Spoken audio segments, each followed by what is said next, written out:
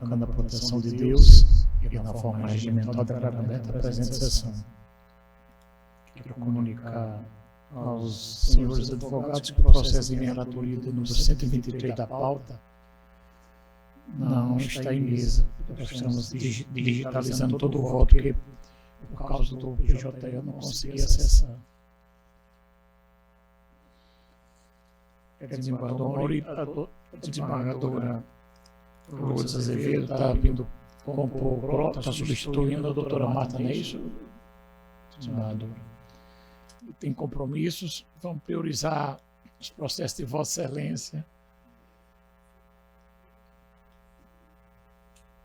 Tá certo. Tá ok. A turma que Vossa Excelência participa é o desembargador Amauri e o desembargador Vivaldo, são os processos que eu sou impedido. Tá ok? Já recebeu? Tá ótimo. Então, desembargador Amauri, eu vou passar a presidência a Vossa Excelência. Pois não, Excelência, eu recebo a presidência com muita honra, cumprimento a todos os presentes. E é pela ordem aqui da minha pauta, então, que impedimento afirmado pelo desembargador João Rebouça no agravo instrumento 127 da pauta da relatoria do desembargador Vivaldo Pinheiro, agravo instrumento 080-5177, Dr. Cristiano Barros, ontem inscrito para falar pela parte agravante. Dr. Cristiano, se encontra presente. Dr. Cristiano, por favor.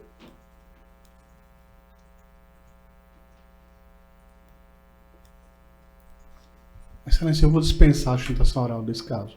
Pois não, Excelência. Muito obrigado. O 127 do desembargador Vivaldo em pauta. Vossa Excelência aqui está... Provimento.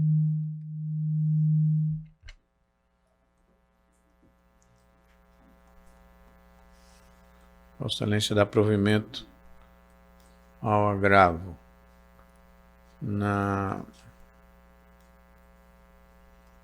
desembargadora Lourdes como vota. Proclamo, então, unanimidade provido o agravo.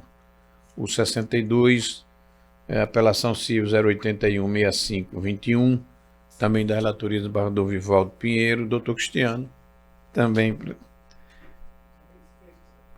Ok, Excelência, o voto do desembargador Vivaldo é pelo conhecimento e provimento do recurso.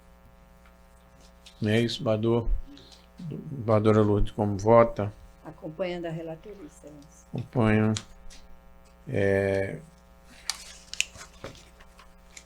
Decisão unânime. O 15 da minha relatoria.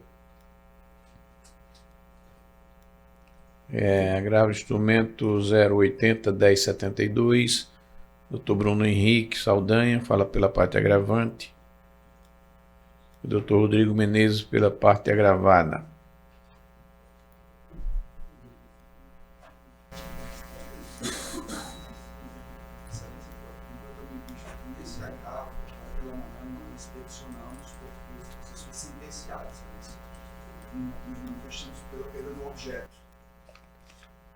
Pois não, Excelência, então. Ok. Então, será retirado, Excelência, aí apreciarei o pedido formulado por Vossa Excelência. O 116, também da minha relatoria, agravo instrumento 080-0513, doutora Maria Paula de Melo Brandão. Se encontra.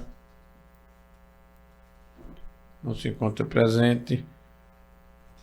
O voto é pelo conhecimento e desprovimento do recurso. Desembargadora Maria de Lourdes, como vota? Com o relator, presidente. Desembargador Vivaldo também acompanha, não é isso, desembargador Vivaldo? Proclamação à unanimidade. O seguinte, o 117, agravo instrumento 080-0737 da minha relatoria. Dr. Rodrigo Menezes Costa, Câmara, fala pela Unimed, se encontra. O 117, O voto é pelo conhecimento e desprovimento. Haverá sustentação nesse processo?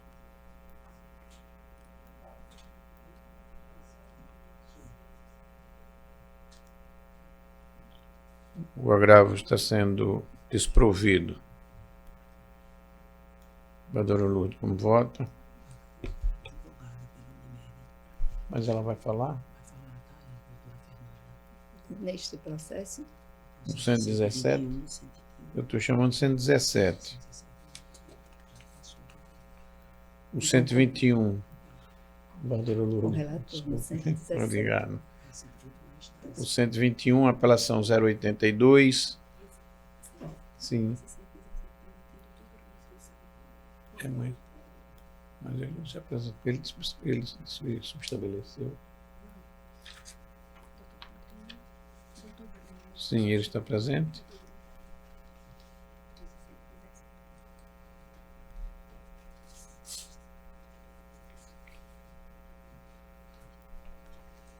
Bom, 117, vai haver sustentação? Ok. Proclamado, então, desprovido o agravo.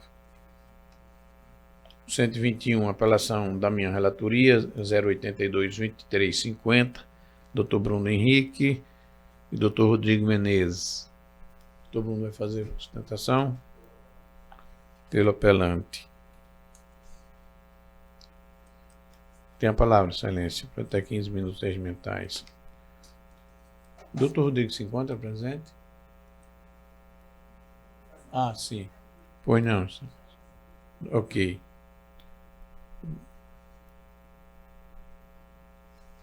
Tem a palavra, Tony. Excelentíssimo senhor desembargador presidente da Terceira Câmara Civil, desembargador João Rebouças, excelentíssimo senhor desembargador em exercício da presidência neste processo, desembargador Amauri, demais desembargadores aqui presentes, ilustre representante do Ministério Público, serventuários de Justiça, ilustres colegas advogados aqui presentes. Excelência, trata-se de apelação cível e que o apelante se insurge contra a sentença prolatada pela juíza de direito da Terceira Vara Cível da comarca de Natal, que antes de adentrarmos ao mérito propriamente dito, é preciso tecer algumas considerações acerca da preliminar que foi suscitada na apelação de nulidade da sentença em razão do cesseamento do exercício do direito do apelante. O Código de Processo Civil é muito claro ao dizer que o julgador só vai recusar a prova quando ela for tida como inútil ou meramente protelatória, o que não é o caso dos autos. Não é o caso dos autos, tendo em vista que a matéria discutida no presente processo ocasiona uma divergência de entendimento. E quando eu chamo de divergência, não quero me ater tão somente ao entendimento de Vossas Excelências. Uma vez que eu entendi o entendimento de Vossa Excelência, eu não posso negar, caminha no sentido de negar tratamento de terapia ABA e terapia DENV em ambiente escolar e domiciliar. Ocorre que, enquanto a gente está discutindo em série de agravo de instrumento, que é uma via estreita do processo civil, tudo bem. Mas a partir do momento que se cerceia o direito da parte de produzir prova a seu favor, aí nós já estamos num patamar acima da seriedade. Por quê? A produção da prova, ela foi requerida, desembargadora Maria de Lourdes, em sede de processo de conhecimento, para que fosse trazido analistas do comportamento, para que estes, de forma técnica, e sob as penas da lei, inclusive, dissesse ao juiz: doutor juiz, este tratamento, ABA e DENV, ele não existe em ambiente clínico. Ele não existe. Não tem outra. Ele não existe. E aí quem está dizendo não é o advogado Bruno. Não pode ser o juiz fulano ou o desembargador Cicrano, com todo respeito. Mas são profissionais especialistas, inclusive os próprios profissionais da Unimed, aqui tida como apelada, que chegam nas audiências e afirmam perante os juízes: não tem eficácia científica. A literatura científica fala que tem que ser aplicada em ambiente natural. Isso sim é terapia ABA. E aí, quando a gente pugna por uma prova, em audiência de instrução, para ouvir testemunha, ouvir profissionais técnicos, essa prova ser indeferida, aí já vai muito além do entendimento individual. É cercear o direito de uma criança de ter acesso à justiça. O que é que essa mãe vai dizer para outra mãe dentro de uma clínica? Vai dizer: a justiça, além de negar meu pedido, proibiu que minha testemunha fosse ouvida, que a analista que acompanha o caso do meu filho fosse ouvido. E o judiciário não pode se submeter a isso. Abril passou o mês de conscientização do autismo. E aí, até a desembargadora Maria de Lourdes estava presente, quando a doutora Marta, na sessão passada, chamou uma atenção para me falar que eu não me preocupasse, que eu não achasse que eu estava chovendo no molhado, e eu nem tive a oportunidade de dizê-la, mas vou posteriormente. Eu não penso isso de forma nenhuma. E eu vou dizer à senhora por quê. E aos senhores, porque o meu trabalho é um trabalho sério, procuradora Rossana. É um trabalho sério. Eu não fico aqui porque eu sou isso, aquilo, outro. Não, mas eu sou presidente da Comissão da Infância e da Juventude da OAB-RN. Eu sou membro titular da Comissão Especial em Defesa do Direito da Pessoa com Autismo do Conselho Federal da OAB. E no mês de abril, o que eu vi muito foi muito político, dando tapinha nas costas, fazendo conscientização, porque autismo é o ano todo. Autismo é o ano todo. É hoje, é amanhã, é junho, julho, agosto, setembro. Não por menos, o Conselho Nacional de Justiça, e aí eu não sei se todos sabem, porque essa matéria aqui é muito importante, no último mês, no final do mês de março, mês de abril, lançou o Manual de Atendimento às Pessoas com Autismo. Foi um grupo de trabalho inserido no Conselho Nacional de Justiça, visando, não é determinar, porque esse poder não chega ao ponto, mas pelo menos orientar as diretrizes que os tribunais devem seguir. E esse trabalho foi orientado e foi liderado pelo conselheiro Mário Goulart Maia, pai de uma criança com autismo e conselheiro do CNJ. E aí a gente precisa questionar: o que será que o conselheiro Mário Goulart Maia pensa desse tratamento em ambiente domiciliar escolar? E aí eu me volto para o mérito, porque eu não me canso. Se fala muito de relação contratual. Invoco mais uma vez a doutora Marta. A doutora Marta, na fala dela na última sessão, disse: eu entendo e vejo que é mais uma obrigação da escola. Aí, desembargador Mauri, sabe o que foi que a secretária de Educação do município de Natal disse numa audiência pública semana passada? Que está gravado e eu não tive tempo de fazer a degravação para atravessar como prova nos processos, porque isso é muito sério. Ela disse: a Prefeitura Municipal do Natal está disponibilizando de cuidadores para as crianças com autismo. Cuidadores. Aí a analista que estava sentada na mesa, a doutora Renata Ferraz, perguntou a ela: a senhora está falando realmente cuidadores ou assistentes terapeutas? Ela disse: não, cuidadores. E qual a função desses cuidadores, desembargador Vivaldo? Trocar uma fralda, acompanhar o banheiro. E eu até citei como exemplo o meu filho Pedro. Pedro não precisa de ajuda para ir ao banheiro, para trocar fralda, até porque ele não usa. Então quer dizer que porque ele não precisa dessa peculiaridade, ele não precisa desse cuidado. Então, desembargadores, prestem atenção como está visto isso dentro da prefeitura. Aí voltando para a rede particular de ensino. A juíza Marta Daniele disse: eu entendo que isso é mais uma obrigação educacional em razão do equilíbrio contratual que precisa ter com o plano de saúde. E a gente entrou na discussão sobre o assistente escolar especializado. E a juíza falou: não, mas a obrigação no caso seria do AEE e do AT. Isso sim seria um desequilíbrio econômico contratual. A partir do momento que você impõe à escola aquela obrigação que existe na lei brasileira de inclusão, na lei de diretrizes básicas educacionais, que é do assistente escolar escolar especializado, e não do assistente terapeuta. E aí eu me volto. Como vejo, aí eu preciso dizer à senhora, doutora Rossana, que eu não me recordo se bem no da senhora, mas eu sei que tem alguns procuradores que dão parecer, porque o assistente terapêutico é uma profissão não regulamentada e não pode ser credenciado. E foge do escopo da relação de saúde. Mas se a senhora for para a peça de defesa da Unimed Natal, das suas razões ou contrarrazões, Vossa Excelência vai ver que eles próprios dizem. Não é que a cooperativa médica esteja negando o assistente terapêutico, apenas está deferindo em ambiente clínico. Portanto, está superada a discussão nesse sentido. Está superada. E aí eu vou fazer mais um convite. Eu posso ser firme nas minhas posições, mas longe de mim faltar com respeito com absolutamente ninguém. E na vez que eu entendi que o fiz, mesmo sem ter feito diretamente, eu subi nessa tribuna e me retratei.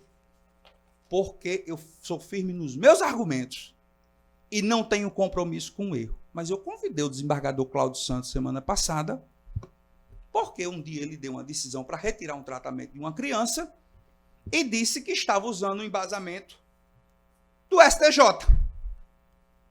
E aí eu fiz o convite a ele. Vamos, então, conceder o tratamento na forma da prescrição médica por entendimento do STJ. E aí até a própria desembargadora Maria de Lourdes também disse que já tinha lido o voto relido e não tinha visto nada de forma expressa. Mas neste voto aqui, desse recurso especial, existe uma discussão de este que foi tão falado na imprensa, só que só foi chamada a atenção questão de musicoterapia, porque é um tratamento mais à parte, vamos dizer assim, não são todos que precisam, mas aqui havia discussão de terapia comportamental em ambiente escolar. E o recurso foi conhecido e desprovido. E a ministra foi muito clara no sentido de o tratamento do autismo tem que ser amplo, ilimitado. Terapia ABA já é superado. Não tem isso de rol, está previsto em resolução 539, lei 14.004, por todos os ângulos que a gente possa enxergar. Existe a previsão da terapia ABA. Então, eu preciso suplicar a Vossa Excelência.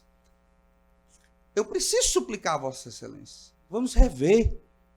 Eu peço que Vossa Excelência invoquem um incidente de resolução de demanda repetitiva, porque chegou o momento para a gente ampliar o debate. Ampliar o debate. Porque fica Bruno na tribuna do Tribunal de Justiça do Rio Grande do Norte, dependendo do ponto de vista, Unimed Natal, dependendo do ponto de vista, e um monte, centenas e milhares de crianças sendo atingidas diretamente por falta de tratamento em ambiente, conforme manda a literatura científica. E aí que está. E aí que está. Vossa Excelência, doutora Rossana, eu lhe convido, pergunte a seus pares de primeiro grau. Eles que estão assistindo às audiências de instrução. Quantos deles, estão dando parecer contrário à concessão do tratamento? Absolutamente nenhum. Nenhum, porque eles estão presentes, ouvindo o que diz não as testemunhas arroladas pelos autores, e sim as testemunhas arroladas, inclusive pela Unimed. E aí fica a minha pergunta. Qual a resposta que o judiciário vai dar? Porque essa relação contratual está muito superada. E eu digo mais. E aí eu vou repetir, doutora Lourdes já ouviu, mas eu vou dizer a Vossa Excelência que eu acredito que eu não trouxe na terceira. Na 17ª Vara Civil foi anexado uma tabela de preços dos valores pagos pela Unimed na terapia ABA, escolar, domiciliar e clínica. R$ 59,50 é o valor da hora ABA para cada um deles. Se minha prescrição médica tem 30 30 horas de aba, independente de onde seja, desembargadora Maria de Lourdes, desembargador Vivaldo, vai ser 30 horas de aba. E o valor gasto vai ser o mesmo, não tem nenhum centavo a mais. Até a doutora Daniela disse, não, mas tem um transporte. Mas o AT não vai pegar um ônibus para ir para a clínica, não? Ou um Uber? Doutor Bruno tem 2 minutos para encerrar. Não vai pegar o AT, o ônibus? Então não tem nem com transporte a mais. Então, senhores julgadores, um tratamento que não ocasiona absolutamente nenhum prejuízo à operadora de plano de saúde, nenhum, porque as 30 horas de aba, elas são devidas, ou 15 ou 20, independente do ambiente. Porque se não der em casa e não der na escola, vai ter que dar na clínica. E só tem um prejudicado nisso tudo, o paciente. Por quê? Porque está fazendo um tratamento contrário ao que o médico prescreveu, está fazendo um tratamento contra o que diz a literatura científica. E aí fica a minha pergunta. Como é que vai ficar? Porque, afinal de contas, o autismo não é só no mês de abril. O autismo é o ano todo. Abril, teve muita gente com tapinha nas costas, audiência pública disso, caminhada disso. Todos os municípios do Rio Grande do Norte você viu um prefeito puxando uma caminhada. Mas eu quero ver se hoje, dia 2 de maio, tem algum prefeito providenciando assistente terapêutico para a sala de aula. Pelo contrário, se o prefeito da capital entende que o assistente terapêutico é cuidador, aí cabe ao judiciário agora intervir. E nesse caso específico, que se anule a sentença de mérito, porque é direito da parte produzir prova. É direito da parte. Como é que eu vou trazer para Vossas Excelências uma discussão sobre a viabilidade do tratamento fora do ambiente, somente no ambiente clínico, se as testemunhas não foram ouvidas, que são as pessoas capazes, os técnicos? Então, só aí já fala. Se eu trazendo a Vossa Excelência não mudar o entendimento, paciência, vamos subir para o STJ. Mas eu tenho que ter pelo menos, o meu cliente precisa ter pelo menos o direito de produzir a prova a favor dele, conforme manda a legislação. Diante do exposto, eu pugno pelo conhecimento e provimento da apelação civil, para, preliminarmente, anular a sentença de primeiro grau, devolvendo os autos à primeira instância para que seja proferido novo julgamento com audiência de instrução e, superada a preliminar, pelo conhecimento e provimento da apelação, para que seja determinado o tratamento na forma da prescrição médica, como manda a legislação, inclusive nossa Corte Superior. Pode concluir, é o que se espera. Doutor Rodrigo se encontra presente? Sim, doutora, desculpa. Tem a palavra.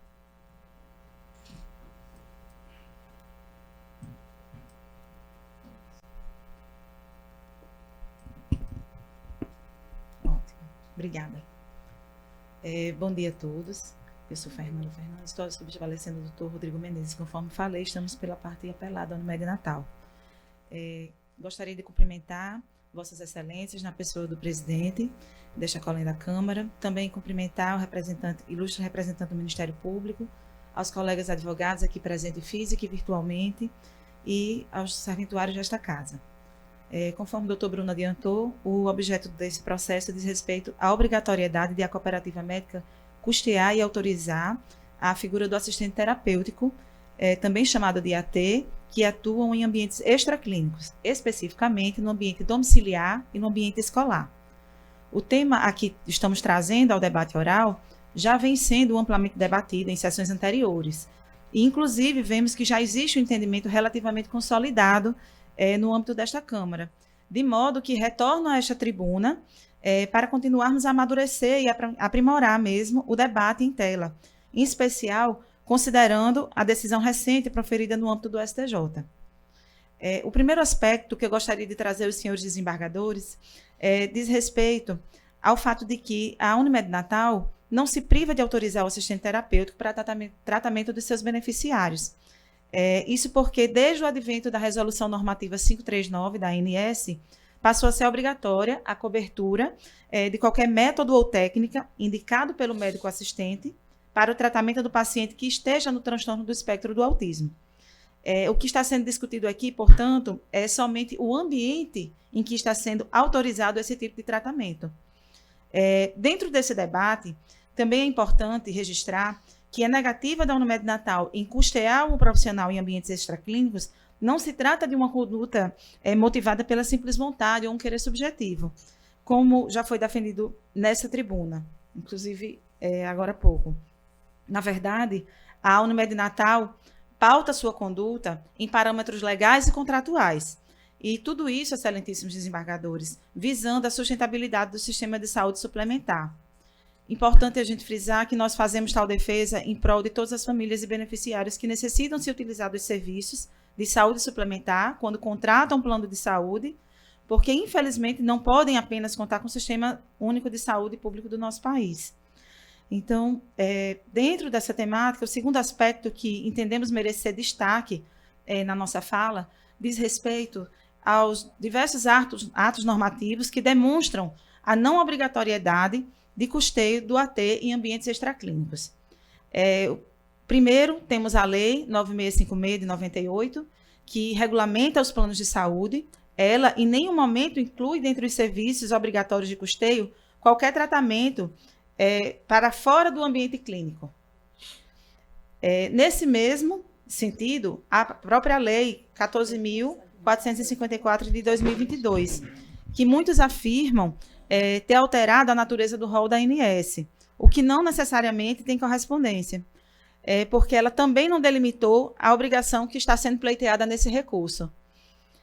No mesmo sentido, também são as regulamentações da própria ANS, quando no seu ofício 32 de 2022, no ofício 64, nos pareceres técnicos 25 e 39 de 2022, todos, juntados aos autos, foram muito claros ao estabelecer que a cooperativa médica ela não é obrigada a custear o tratamento solicitado em ambientes extraclínicos. Sempre vou frisar a questão do ambiente aos senhores desembargadores.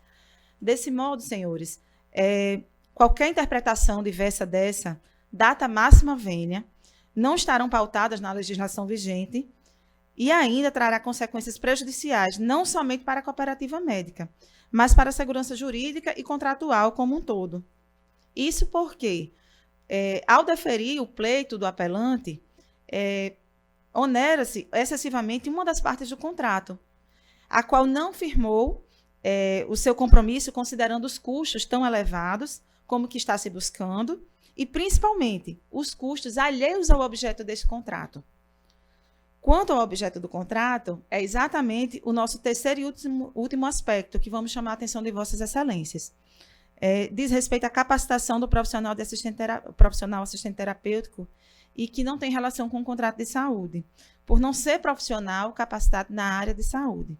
Se Vossas Excelências observarem dos autos, nós demonstramos que o assistente terapêutico atualmente é uma profissão que é ausente de regulamentação. O doutor Bruno já adiantou e é fato. O profissional que atua mediante orientação do analista do comportamento, ele não necessita ter uma formação na área de saúde, nem mesmo uma formação de nível superior. Basta que ele tenha 18 anos, tenha nível médio e tenha um curso voltado para essa capacitação. Então, trata-se de um profissional que está sendo contratado, mas está alheio à relação de saúde, que está sendo contratada pelo beneficiário e a cooperativa médica. Sendo assim, revelado está o fato de que o profissional não está ligado ao objeto do contrato firmado entre a cooperativa médica e o beneficiário assistido, que é justamente a assistência à saúde. E, além disso, como falei anteriormente, a própria ANS tem se manifestado expressamente sobre a ausência de obrigatoriedade de custeio do AT escolar e domiciliar, e, desse modo, vemos que qualquer entendimento diverso dele acaba por esvaziar o próprio objetivo da ANS, a qual foi instituída justamente com o fim de regulamentar esse tipo de situação. Assim, excelentíssimos desembargadores, diante do perigo da insegurança jurídica, como coloquei aos senhores, ao se relativizar obrigações legais e contratuais firmadas entre as partes, diante da ausência de previsão legal para amparar o pleito pretendido pelo recorrente e diante da ausência de obrigação de custeio do profissional assistente terapêutico que não se relaciona com o objeto de contrato de saúde em tela, não nos resta outro caminho, senão pedir pela improcedência do recurso de apelação interposto e pugnar, para que não se obrigue a Unimed Natal a custear o assistente terapêutico em ambientes extraclínicos. Muito obrigado, doutora. Eu queria fazer só uma indagação aqui aos advogados. O que se discute aqui é somente a negativa quanto ao assistente terapêutico ou ao tratamento em si que foi negado. Porque pelo que eu... Eu vou pedir para me certificar, porque são centenas. Pelo que consta aqui, parece que foi negado o tratamento como um todo. Com licença, Excelência. Na verdade, alguns tratamentos eles foram incorporados ao rol da ONS porque ele é atualizado permanentemente, né? Então, o ABA é uma terapia que vem sendo autorizada pela Unimed, contudo, nós só autorizamos em ambiente clínico. Eu acho que a discussão é exatamente isso, porque É o ambiente, foi antes é da o Resolução ambiente. 539. Isso, é um processo de 2022, mas Sim. acredito que foi exatamente nesse período que a ANS, como falei aqui, editou ofícios, resoluções e orientações nesse sentido. Mas existem negativas anteriores. Por isso que eu até me ative à questão do extraclínico, porque a discussão permanece hoje, basicamente. Então a sentença data anterior, não é isso? Porque, pelo que estou vendo aqui na petição inicial e na decisão, o que se pede o que se pedia se abstende de interromper os tratamentos. Fazendo uma sequência de interrupções, Uhum. não só de médico, mas aí foi quando a ANS editou a resolução e o que... Aí, no frigir dos ovos ficou somente o extraclínico. E algum outro tratamento de PED, SWIP, que não é o caso dessa criança. Mas nesse caso a Unimed vem oferecendo o tratamento porque mudaria a questão processual aqui.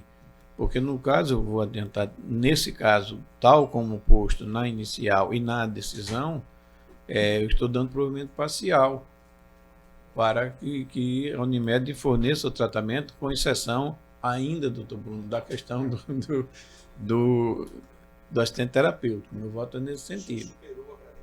Supera o preliminar, eu considerei que os autos oferecem elementos suficientes, até mesmo porque a prova oral, talvez aí com todas as vênias não fosse adiantar muita coisa, porque tem a prova pericial, os laudos e tal, enfim. Certo? Mauro, eu acho que o caminho seria esse, porque infelizmente o Unimed tem que se apegar ao pé da letra das decisões judiciárias. Sim. Porventura. E aí, se o senhor não der provimento da apelação dele... Não estou dando provimento à sua apelação. Parcial, né? Para que Mas no raciocínio do senhor que mudaria? Somente excluiria só o tratamento do assistente terapêutico. Extraclínico, né? Sim. Fora da clínica. Então, é o caminho. Não é isso? Perfeito. Então, voto nesse sentido. No mesmo sentido, Excelência. Do Vivaldo já. Esteve o voto, Excelência. Fica proclamado, então. Eu peço permissão para me retirar, que estão me chamando. Pois não, pra Excelência, abertura, muito obrigado. Mas encerrando, eu retorno. Ok, muito obrigado, Obrigada. Excelência.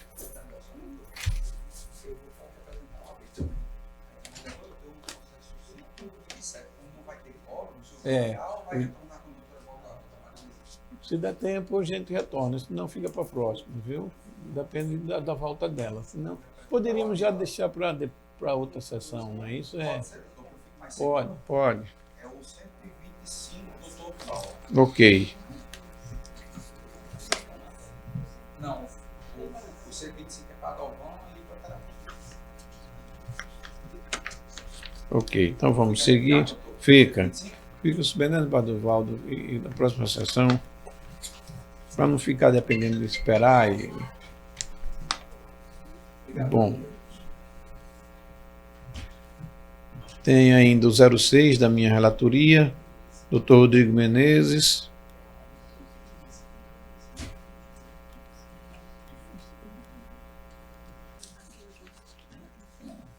Sim, o que o Dr. Rodrigo ele tiver com ser suspenso, né? Não é ele? Rodrigo é Bruno. Ele é Bruno. Mas aqui é só o Dr. Rodrigo Menezes. Sim, é. Ok. Nesses casos. Ok. Ok, aqui. Ok, então Suspenso os demais julgamentos em que há impedimento do desembargador João Rebouças, eu passo então devolvo a presidência à Sua Excelência. Agradeço a Vossa Excelência mais uma vez, desembargador Amorim. Assumo a presidência e vamos dar continuidade aos processos que estão em pauta.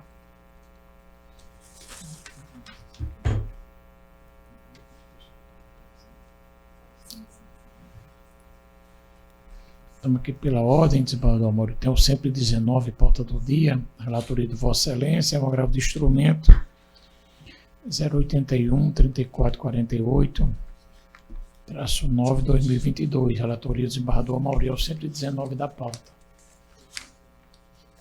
119. Pois não, senhor presidente, processo Está em mesa. escrito Dr. Pierre Franklin Araújo Silva. Vossa Excelência está com a palavra, desembargador Amorim. Processo em mesa, senhor presidente. Doutor Pierre, Isso. fala pela... Pela agravante, Excelência, pelos agravantes. Nesse caso, há um pedido subsidiário que eu estou provendo. Por isso que eu estou provendo parcialmente para atender exatamente o pedido subsidiário formulado pela parte agravante. Certo. E qual seria o dispositivo, Excelência? Digo já, só ler o voto aqui. Eu digo o seguinte, doutor. Com isso, dou prazo parcial provimento ao agravo instrumento, confirmando a liminar anteriormente concedida, para determinar que se efetue reserva ou bloqueio da quantia de R$ 368.644,69 do montante bloqueado anteriormente das contas da empresa ré, com a finalidade de garantir eventual pagamento dos honorários advocatícios cobrados pelas partes agravantes. Certo. Mas eu gostaria de sustentar, Excelência. Pois não, Excelência. Posso iniciar? O tempo. Bom dia a todos. Bom dia, Excelências. Cumprimento a figura da presidência, desembargador João Rebouças, pelo qual cumprimento a figura do excelentíssimo relator, desembargador Amorim Sobrinho, e doutor desembargador Vivaldo Pinheiro, membro do Ministério Público, e todos os demais presentes. Excelências, trata-se de um agravo de instrumento em que os agravantes, a Elália Advogados aqui de Natal e Castro Numeriano, de Recife, são escritórios que interpuseram agravo para fins de, como já muito bem frisado pela Vossa Excelência do desembargador Amorim, para reserva de honorários advocatícios em sede de uma ação civil pública. Essa demanda pretérita especificamente, eu gostaria de fazer uma breve elucidação, porque tratava-se de uma ação civil pública em que as agravantes defenderam os interesses dessa empresa chamada Priples ou Priplis, e nos interesses dessa empresa acabou que o Ministério Público, ao protocolar, pediu um valor de condenação na época, dentre vários pedidos de obrigação de fazer e de não fazer, um valor de condenação de R$ 1 milhão a título de danos extrapatrimoniais. Contudo, após a instrução, um longo trabalho e um esforço grande por parte dos causídicos e da parte, foi reconhecido tão somente o valor de R$ 100 mil em sede de sentença. Ou seja, existe uma diferença de R$ 900 mil e um proveito econômico de 90% em favor do réu, até então. A sentença transitou em julgado, o processo ele teve essa determinação certificada já nos autos, e os advogados, no caso os agravantes, apresentaram a petição em dezembro de 2021, a sentença foi de março de 2021, em dezembro de 2021 foi apresentada uma petição nos próprios autos a fim de pedir o destacamento e a liberação desses honorários advocatícios, justamente nesse montante que dizia respeito ao valor do proveito econômico, o percentual aproveitado que iria se destacar a parte dos honorários, e também o valor inicial que não havia sido pago pela parte do réu, no caso a Priples. Então, Excelências, após isso, o excelentíssimo juiz da Quarta Vara Civil, ele compreendeu que, na verdade, isso traria um tumulto processual e que, ainda que o artigo 24, parágrafo 1º do Estatuto da Ordem, possibilita o advogado a facultar a pedir execução nos próprios autos ou em autos apartados disso, o excelentíssimo juiz da Quarta Vara Civil, ele disse que, na verdade, deveria ser feito em autos apartados. Pois bem, pacientemente, os causídicos entenderam que em setembro de 2022 seria o tempo ideal de fazer um novo pedido em autos apartados. No caso, foi feito um pedido de liberação. Sendo que, excelências, esse novo pedido ele foi efetuado, dessa vez, sob a égide de um novo dispositivo, o artigo 24A do Estatuto da Ordem. E esse dispositivo, diferente do 24, ele não fala mais em execução, do direito de executar por parte dos advogados, mas fala do pedido de liberação imediato. E eu vou ler aqui, como é uma legislação nova, creio que é interessante fazer a leitura explícita dele.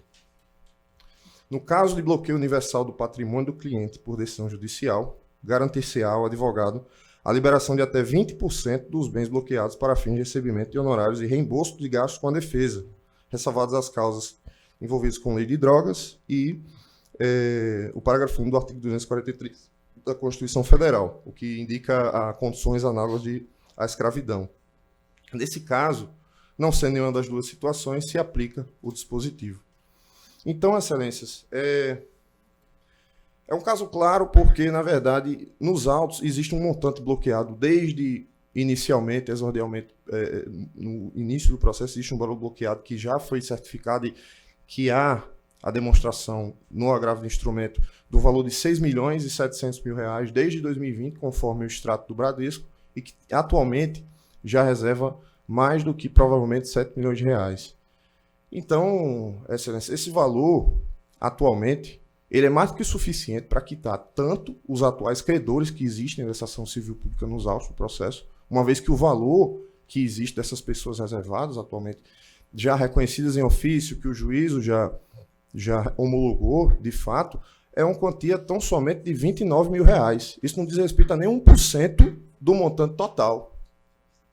Então, em face disso, é completamente desproporcional, data máxima vênia, querer que aguarde-se a habilitação de credores que são desconhecidos e intangíveis, numa situação em que já existem pessoas habilitadas nos autos e que não foi feita a liquidação particular por muitos desses credores e que, passado o prazo de 1 ano, uma vez que já preclui essa faculdade dos credores, agora só cabe ao próprio Ministério Público de fazer esse cumprimento de sentença para fins de liquidação e abertura de edital desses credores.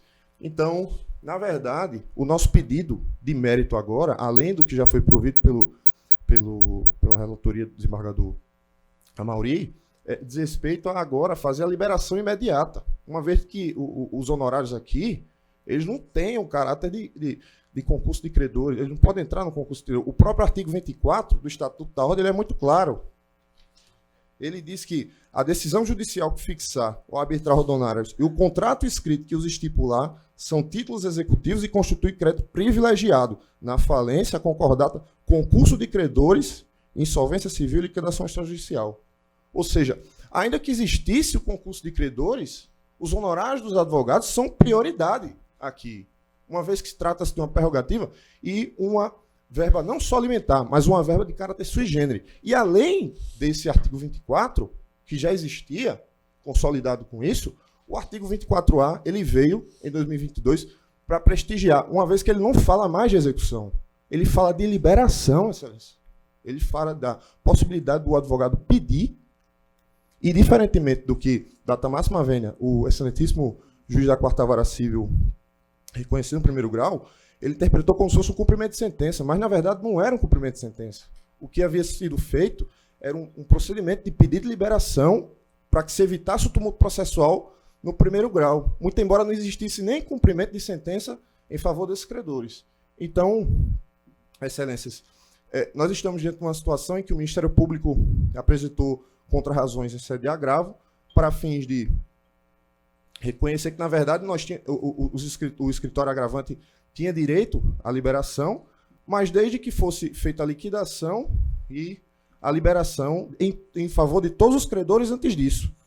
Numa situação de um cumprimento de sentença que o próprio Ministério Público vai ter que fazer, vai ter que iniciar. Então, quer dizer, nós estaríamos à mercê e os agravantes sofreriam uma preterição de ter uma verba alimentar mediante uma situação a qual é completamente intangível de ser alcançada. Desse mesmo modo, verifica-se que nos autos já há uma manifestação da OAB justamente para proteger essa prerrogativa, que é muito clara. E nela se manifesta justamente mencionando o artigo 24, o artigo 22 do Estatuto da Ordem, o artigo 24A e a súmula vinculante 67 do STF, a qual também já considera o caráter alimentar dos honorários advocatícios. Então, Excelências, por uma questão não apenas legal, mas também uma questão lógica e matemática, pela situação de que é possível liquidar os honorários, uma vez que seria completamente data máxima vênia e irrazoável manter essa situação em que não teria uma definição, então logo, diante do fato de que as verbas honorárias são de caráter sumário e de grande importância, é o que se pede no mérito para fins de provimento a liberação imediata desses valores. Assim, é o que se pede provimento no agravo instrumento, uma vez que não vai ter prejuízo em relação aos credores atualmente habilitados, bem como do montante que existe nos autos processos, que é possível para a liquidação. Eu agradeço a atenção, bom dia a todos. Não, senhor presidente, como eu havia anunciado, eu estava aqui dando provimento parcial para atender, na hipótese, o que é pedido no item 2 da petição inicial. Mas eu percebo agora que há uma confusão entre um pedido e outro, que eu preciso melhor examinar essa matéria, também pelo esclarecimento feito agora na tribuna. Isso, não é? Porque na hipótese aqui, o que se dá a entender é que o que requerido no item 2 seria exatamente mera repetição do que pedido em sede de antecipação, que era se reservar ou se bloquear, se reservar essa importância em outra conta judicial até que fosse julgado o recurso. Perfeitamente. Não é isso? Perfeitamente. Então, eu penso que a melhor, até para evitar futuros embargos declaratórios e até mesmo em relação ao entendimento de fundo em relação ao tema, eu vou suspender o julgamento, Vossa Excelência me permite, para detalhar melhor essa questão, que realmente me chamou a atenção. Eu penso que merece uma reflexão para evitar e para que possamos chegar a um veredicto mais condizente com o que é realmente requerido na inicial. Há uma ligeira confusão aqui, com todas as vendas decorreu da própria petição, mas a tribuna agora, o advogado na tribuna, penso que trouxe uma luz a mais para que possamos refletir sobre o tema, senhor presidente. Só pela ordem, porque na verdade trata-se de um pedido de destaque inicialmente e um pedido consequencial de liberação. Mas aqui constou como pedido subsidiário, daí, mas eu vou examinar isso. Perfeitamente, okay? Perfeitamente. Agora, desembargador Marcos, eu tinha feito essa observação. Porque Vossa Excelência transcreveu o artigo 24A e o parágrafo 3º diz que pode ser transferido diretamente para as contas da advocacia.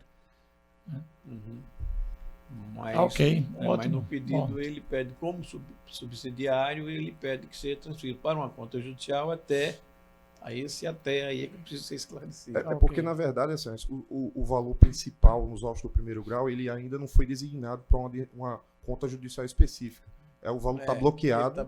Ele está bloqueado em si no Banco Bradesco, a Agência dos Afogados lá de Recife, mas ainda não foi designado para a conta judicial específica. O relator vai perfeitamente, eu agradeço muito. Agradeço também. Obrigado.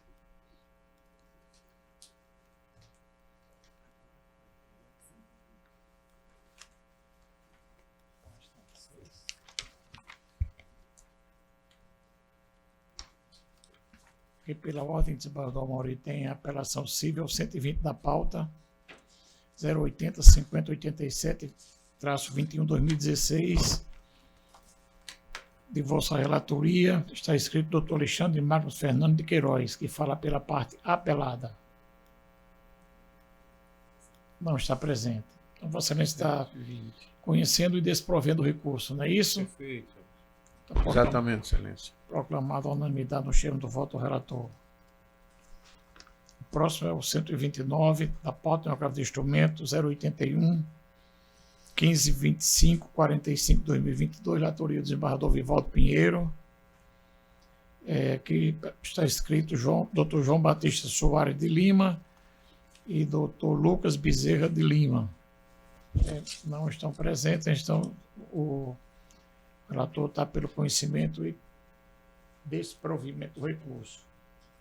Está proclamada a unanimidade. Pela ordem aqui, o 51 da pauta, apelação civil 083 26 26-78, autoriza o desembargador Amauri. Está escrito o Dr. Tiago Galvão Simoneto, que fala pela parte apelante.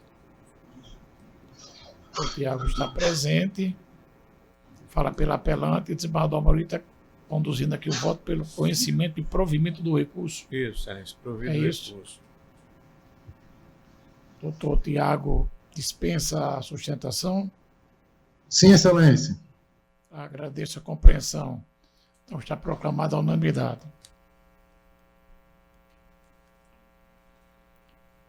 Próximo é o 44 da pauta, é uma apelação civil 086 45 29-97, da relatoria do desembargador Amauri. Está escrita a doutora Marina Maciel, que fala pela parte apelada. Está presente? Bom dia, Excelência. Sim, estou aqui. Bom dia. Fala pela apelada. Aqui o encaminhamento do voto do relator é pelo conhecimento e desprovimento do recurso. Não é isso, desembargador Amauri? Desprovido, Excelência. Estou votando nesse sentido.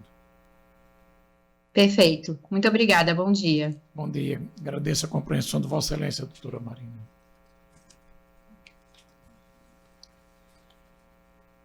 O 124 é um agravo de instrumento 080 1034 42, relatoria do desembargador Vivaldo Pinheiro. Está escrito doutor Oliver Ítalo Barreto de Oliveira. Fala pela parte agravante Olga Oliveira Guedes. Está presente? Estou presente, Excelência. Está em mesa, doutor Vivaldo. Em mesa, Excelência. Está em mesa. Doutor Oliver Ítalo dispõe até dia 15 minutos da forma regimental. Está com a palavra. Obrigado, Excelência. Bom dia a todos, excelentíssimos senhores desembargadores desta Câmara. Eu falo aqui em nome da parte agravante, que é uma beneficiária de um plano de saúde da parte agravada e necessita realizar uma cirurgia para o restabelecimento de sua saúde. Em síntese, a recorrente tem um desajuste entre a sua maxila e mandíbula. É como se fosse um descompasso que vem causando nela uma grande dificuldade para mastigar, para deglutir, para falar e para respirar durante a noite enquanto dorme, né? Sem falar que esse descompasso, esse desajuste também causa dores insuportáveis, né? Nessa região das ATMs, dessas articulações que ficam próximo aqui da orelha, né? No contato entre a maxila e a mandíbula, né? Todos esses sintomas, esses fatores estão contidos nos laudos que foram feitos, né? E para se ter um pouco de noção a respeito desse problema da agravante, eu até sugiro aos eminentes desembargadores a realização de um exercício, né? Que se vossas excelências tentarem deslocar a mandíbula um pouco para frente, causando esse desalinhamento entre a maxila e a mandíbula, e tentar exercitar a fala, e tentar exercitar a mastigação e a deglutição, vocês vão perceber que realmente é bem complicado e passar o dia todo com esse sofrimento é muito ruim. Essa anomalia causa esse desconforto e um prejuízo enorme para a saúde, né? Pois afeta toda essa musculatura da face e causa também essa necessidade de se tentar uma compensação. Em razão disso, a recorrente recebeu uma recomendação para realizar uma cirurgia ortognática, que é um procedimento cirúrgico justamente para reposicionar a maxila e a mandíbula a fim de corrigir essa deformidade. né? Infelizmente, os planos de saúde têm tido uma postura recorrente de negar esses procedimentos, e foi exatamente o que aconteceu nesse caso. A recorrida, né, a plano de saúde negou a autorização do procedimento, e aí, em razão disso, foi realizada uma junta médica que entendeu pela pertinência da maior parte dos procedimentos solicitados e dos materiais solicitados. E, em razão disso, a cirurgia foi parcialmente autorizada, né? Ou seja, o plano de saúde liberou, autorizou parte dos procedimentos e parte dos materiais, e isso ensejou o ajuizamento desta ação, só que, infelizmente, o pedido de tutela de urgência foi indeferido, né? Sob o argumento de que a junta médica tinha sido favorável ao plano. Ocorre que, ao contrário disso, o que aconteceu foi exatamente o contrário. A decisão da junta médica foi favorável ao paciente, porque o plano tinha negado tudo. E, em razão da junta médica, né, que entendeu que a cirurgia era pertinente, foi determinada a autorização, né, da maior parte daquilo que foi solicitado. E aí, o que a gente busca é justamente uma ordem judicial para compelir o plano a cumprir tudo que foi solicitado, uma vez que a não autorização da integralidade daquilo que foi solicitado acarretou a inviabilização da cirurgia, na medida em que o profissional, o cirurgião que acompanha o caso, que inclusive tem doutorado no exterior, é um profissional super gabaritado, entendeu que não seria possível realizar a cirurgia apenas com o que foi liberado pelo plano.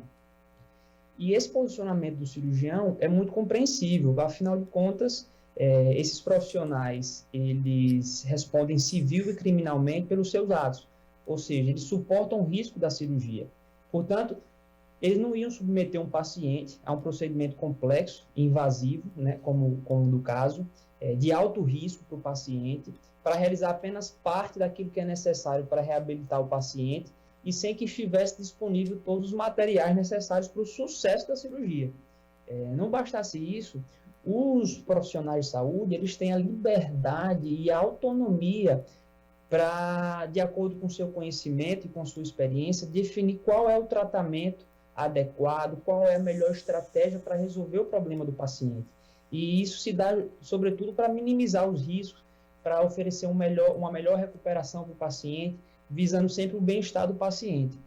E isso é tão verdade que a jurisprudência Brasil afora, sobretudo pela posição já firmada e consolidada do STJ, que orienta os tribunais no sentido de que cabe ao médico que acompanha, que assiste o paciente, e não à operadora, estabelecer qual é o tratamento adequado para que seja realizada a cura do paciente. Não podendo a seguradora limitar as alternativas, né, disponíveis, e esse tribunal, o tribunal aí do Rio Grande do Norte, a gente já consegue ver várias decisões, vários juízes já têm seguido esse posicionamento, com entendimento exatamente nesse sentido, né? Todos os procedimentos que foram solicitados estão no rol de procedimentos obrigatórios da ANS. A legislação é clara ao estabelecer que os planos de saúde na segmentação hospitalar têm que custear esse tipo de procedimento, né, essas cirurgias ortognáticas. E não bastasse isso, a gente percebe muito nitidamente que foram preenchidos os requisitos para a tutela de urgência, né? Consta nos autos a carteira do plano de saúde, que mostra que existe uma relação jurídica entre as partes. Existem exames feitos, tomografias, os laudos médicos dão conta que realmente a paciente tem esse diagnóstico, que ela precisa da cirurgia, os procedimentos estão no rol da ANS, como dito. E em relação ao perigo da demora, né, essa questão que é mais vital, é preciso destacar que a recorrente, ela é professora do ensino básico, ela lidar com crianças todos os dias, e essa dificuldade que ela tem para falar, essas dores que ela suporta diariamente, afetam diretamente as suas atividades profissionais.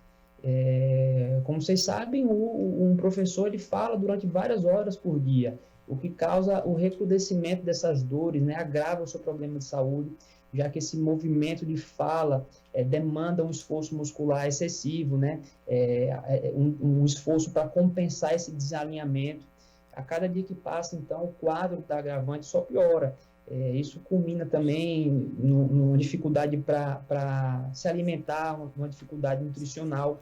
Então, a demora do processo, o caminho que o processo tem que seguir até o deslinde final, com eventualmente realização de perícia, audiência, vai acabar realmente afetando o resultado útil do processo. E o plano de saúde já autorizou parte do procedimento, então apenas uma pequena parte está faltando, e essa pequena parte acaba inviabilizando a realização total da cirurgia, porque o cirurgião realmente ele não vai submeter o paciente ao procedimento sem que ele tenha certeza que ele vai realizar um trabalho que não coloque a vida profissional dele em risco. Então, a questão é basicamente essa, né? A paciente tem dificuldade para mastigar, dificuldade para deglutir, em razão desse descompasso. Isso vem afetando muito a sua saúde, a sua vida pessoal. Existe também um problema de respiração à noite, enquanto ela dorme, porque esse desalinhamento, enquanto uma pessoa, né, o paciente está na posição de repouso, acarreta essa dificuldade na respiração.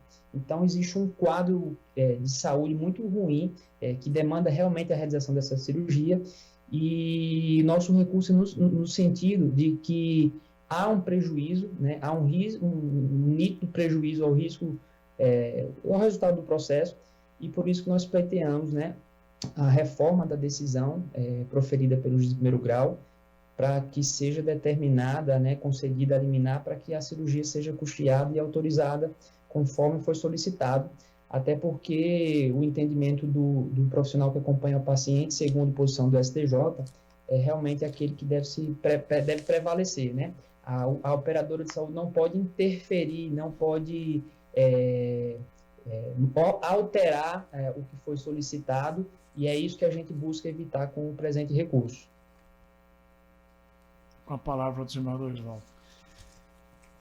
Excelência, o voto foi disponibilizado e eu digo em síntese que, compulsando os autos, percebe-se, de acordo com a documentação acostada pela paciente, que a urgência alegada de uma razoável recursal a justificar pela concessão da ordem liminar não se encontra cabalmente presente.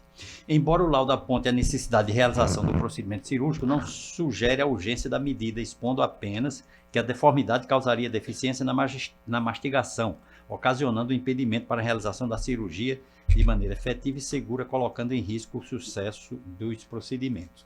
Cito precedente do Dr. Diego Cabral, aqui nesta Câmara, e mais outro, e digo na emenda o seguinte: processual civil de consumidor, agravo de instrumentação de obrigação de fazer plano de saúde negativo de tutela na origem, diante da não comprovada urgência do procedimento, pretensa necessidade de internação da agravante para correção de desvio de septo, situação de urgência não demonstrada em laudo médico, necessária dilação probatória para melhor apuração do direito pretendido. Decisão mantida, precedentes recentes, conhecimento desse provimento do agravo de instrumento, como eu estou encaminhando o voto, ratificando os termos dispostos na... Excelência, pela ordem. Pois não, pela ordem, excelência. Pois não. É uma questão de fato, o eminente relator acabou mencionando que no laudo relatório médico só existia indicação de problemas com mastigação, e eu queria só esclarecer, e, se possível, até indicar o ID, que mostra que há algo a mais, né? Existe a indicação de limitações respiratórias, limitações em relação à fonação, né, que é a capacidade de falar, mastigar e deglutir também. Só esse esclarecimento, porque, em razão do que foi dito, e realmente no laudo médico, ele está acostado ao ID 18117335, né? Consta que realmente existem sintomas a mais e mais graves do que isso, né? Que causam toda essa repercussão na saúde da paciente. Pois não, excelência, eu não transcrevi todos esses sintomas do laudo, mas, como Vossa Excelência disse, consta o desvio de septo, a dificuldade de mastigação, etc. De forma que eu estou conduzindo o voto nesse sentido.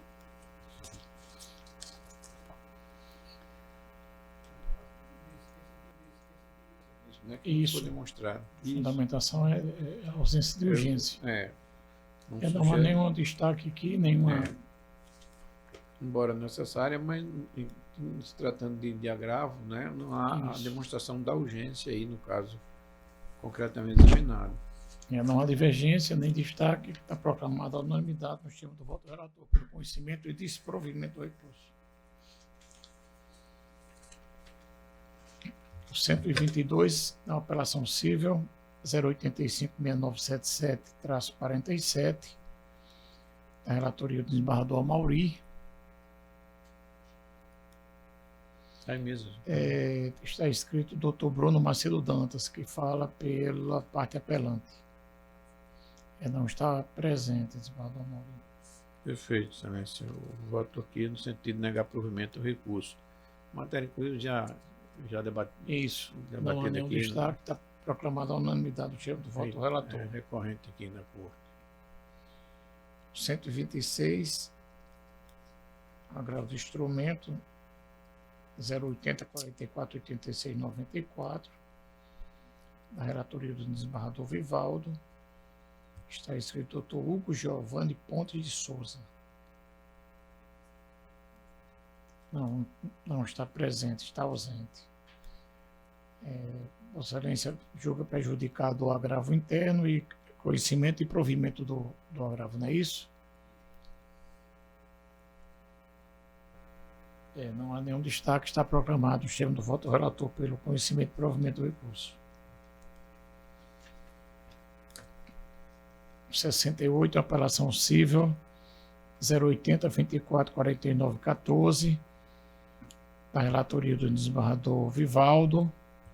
Está escrito o Dr. Daniel Sebadelli, que fala pela parte apelante, Magazine Luiza. Não está presente, está ausente. Então, o voto é pelo conhecimento e não provimento. Isso. É proclamada a unanimidade. 65 da pauta, uma apelação civil 080 035315, da relatoria do desembargador Vivaldo. Aqui é escrita a doutora Vanessa Aline de França. Bom dia, Excelência. Estou aqui presente. Processo em mesa, desembargador Vivaldo. Excelência. Vossa Excelência, a doutora Aline Vanessa dispõe de até 15 minutos na forma regimental. Está com a palavra. Bom dia, julgadores. Bom dia aos colegas presentes. A situação, no caso, ela ficou bem didática quanto à apresentação do ID 19.000258. Eu coloquei como prova emprestada. É um laudo pericial bem detalhado. Confesso que preciso da leitura porque os números eles são bem contundentes para a situação agora apresentada. O requerido, ele desde o início, ele vinha pagando um contrato a maior que o devido, e o conjunto de onerosidade ele está detalhado no devido parecer, no ID acima descrito. Os exames periciais também foram apresentados valores que são elevados.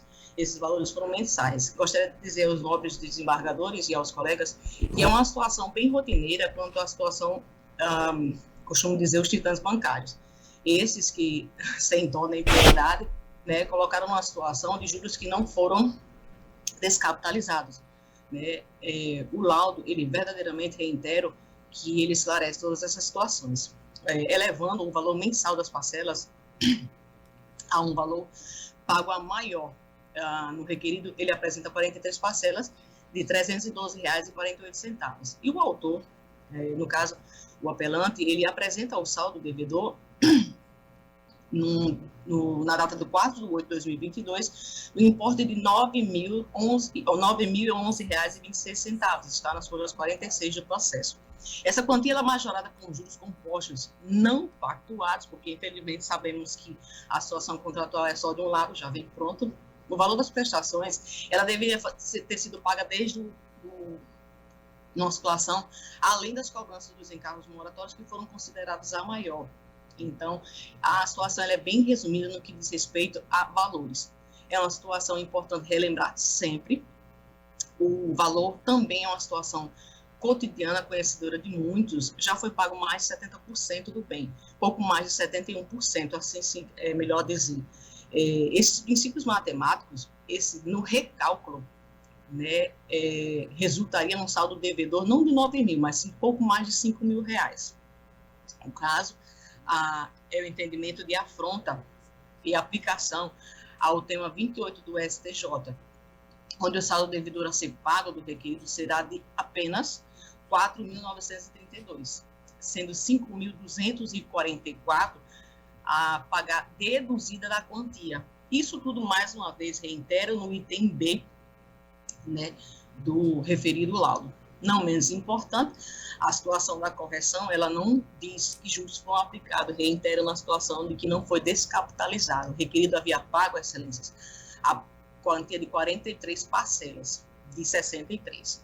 Apresentando o valorizado, então, no laudo de 71,67% para a quitação.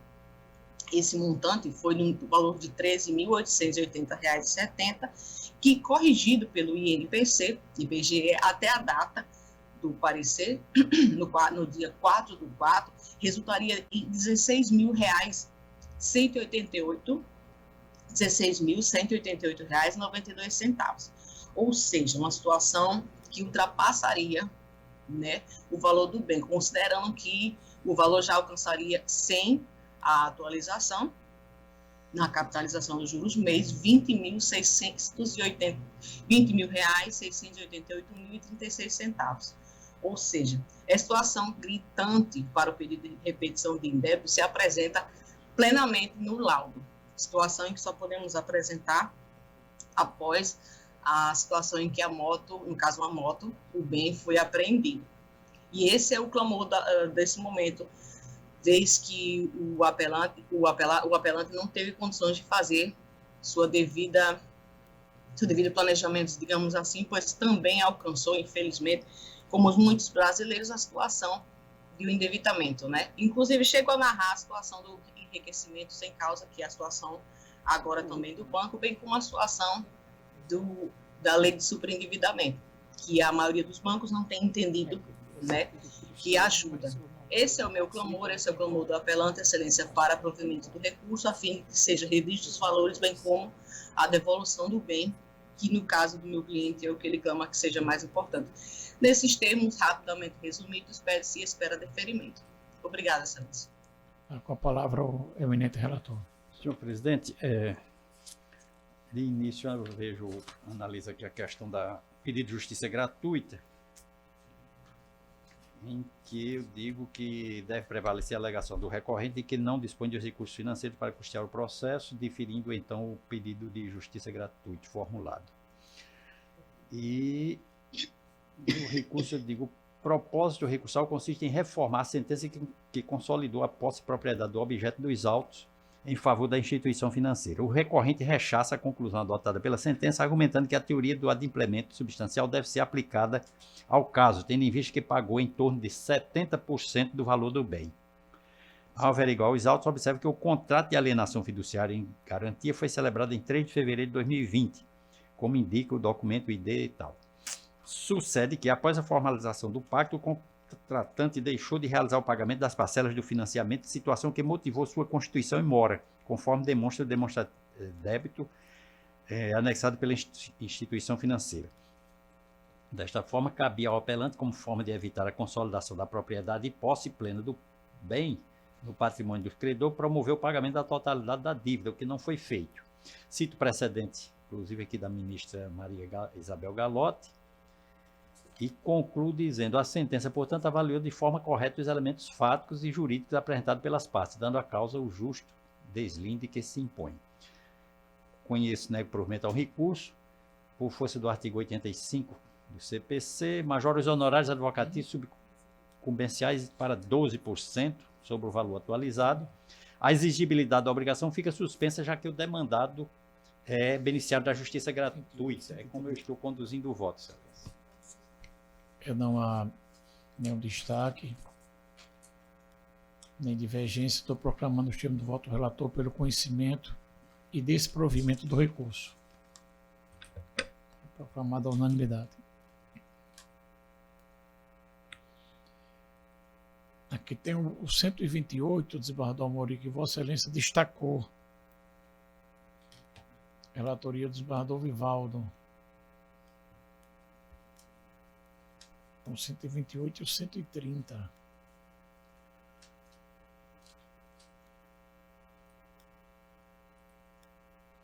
Esse 128 é Leonardo Nunes do Rego, município de Pau dos Ferros. É um agravo de instrumento.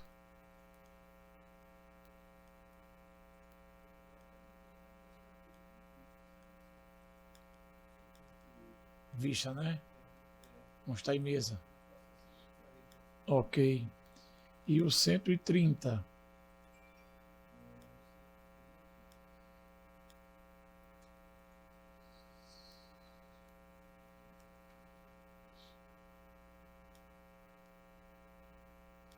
O Vivaldo está aí com o voto só. Doutora Marta, Vossa Excelência não proferiu o voto. Próxima sessão, né? Então, não mesa. O 128 e o 130 não mesa. Porque pela ordem de processo não tem mais nenhuma aqui relacionada. Eu indago dos colegas se há algum processo em mesa que independe de pauta. Ah, sim, senhor presidente. Na verdade, não é em mesa, mas é apenas um esclarecimento que eu queria fazer a respeito do processo 135 da pauta anterior. É da pauta anterior, não é, Luciana?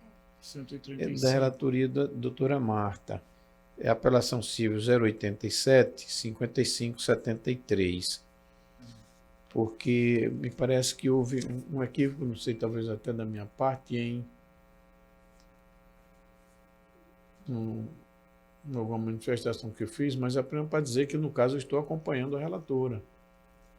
A decisão realmente é unânime, entendeu? Porque havia apenas um tópico do voto de Sua Excelência que foi esclarecido no momento, mas eu quero consignar que, nesse caso, eu estou acompanhando, sim, a relatora, apenas para ficar esclarecido, que me parece que no debate surgiu uma dúvida que eu estaria discordando. Aqui pelo sistema tem a divergência de Vossa Excelência e do desembargador Vivaldo. Não, mas eu estou acompanhando. É porque, exatamente, apesar dela ter no voto feito referência que eu no primeiro momento entendi que ela estava votando diferentemente, mas não, na conclusão ela foi bem objetiva e eu aqui terminei elaborando um pequeno equívoco. Tá bem. Então está feita o reparo, desembargador Amorim. Então não tem mais processo em mesa, não é isso? Então declaro encerrada a nossa sessão jurisdicional. Leitura e aprovação da sessão anterior. Algum destaque nas atas? Não, todos aprovam. Está aprovada a unanimidade.